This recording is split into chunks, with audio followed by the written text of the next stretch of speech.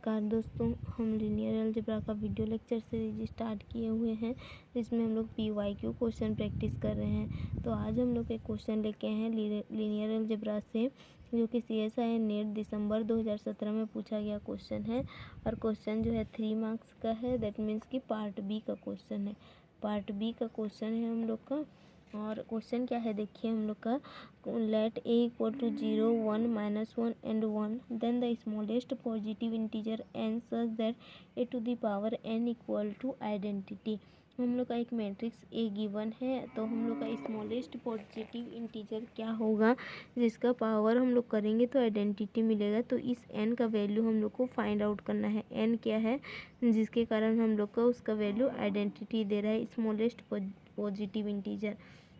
तो यहाँ पर हम लोग क्या कर सकते हैं। यहाँ पर सबसे पहले तो मैट्रिक्स गिवन दिया हुआ है, उसको लिख लेते हैं 0, 1, -1 एंड 1, 0, 1, -1 एंड 1। तो हम लोग का मैट्रिक्स दिया हुआ है।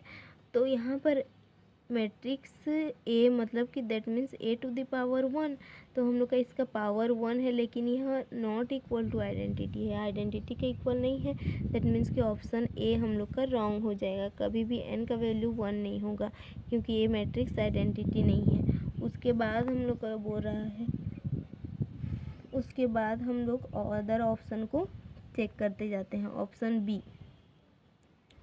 ऑप्शन बी को चेक करने के लिए हम लोग को क्या करना पड़ेगा, ए का स्क्वायर वैल्यू 2 रख के देखना पड़ेगा। दैट मीन्स कि ए स्क्वायर निकालना पड़ेगा।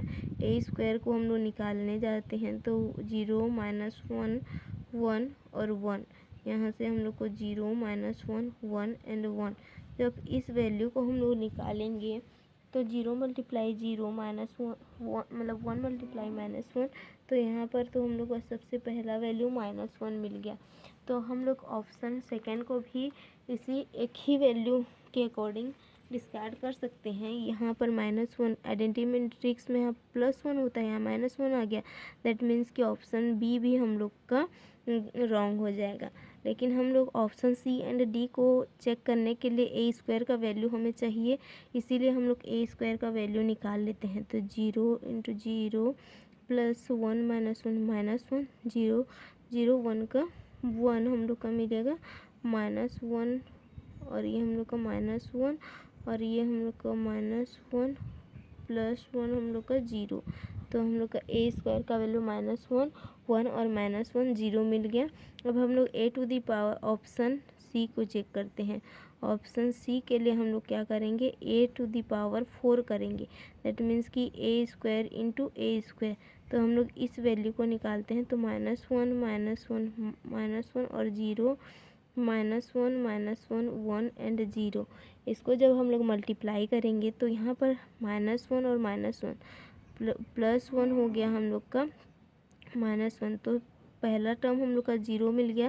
दैट मीन्स कि यहाँ से हम लोग को ऑप्शन सी को भी रॉन्ग कर सकते हैं, क्योंकि ये हम लोग का वैल्यू 0 आ गया। लेकिन हम लोग का यहाँ पर क्या वैल्यू दिया हुआ है, यहाँ पर हम लोग का 4 ऑप्शन दिया हुआ है, 3 आर रॉन्ग। दैट मीन्स कि option D is also the answer. But हम लोग इसको भी निकाल के देखेंगे कि ए टू द पावर 6 में आइडेंटिटी मिल रहा है कि नहीं।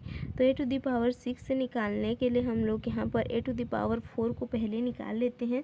तो ए टू द पावर 4 क्या मिलेगा, 0 मिलेगा, फिर -1 1 से मल्टीप्लाई होगा, -1 मिलेगा, और ये हम लोग का 1 और ये -1 which is not equal to identity.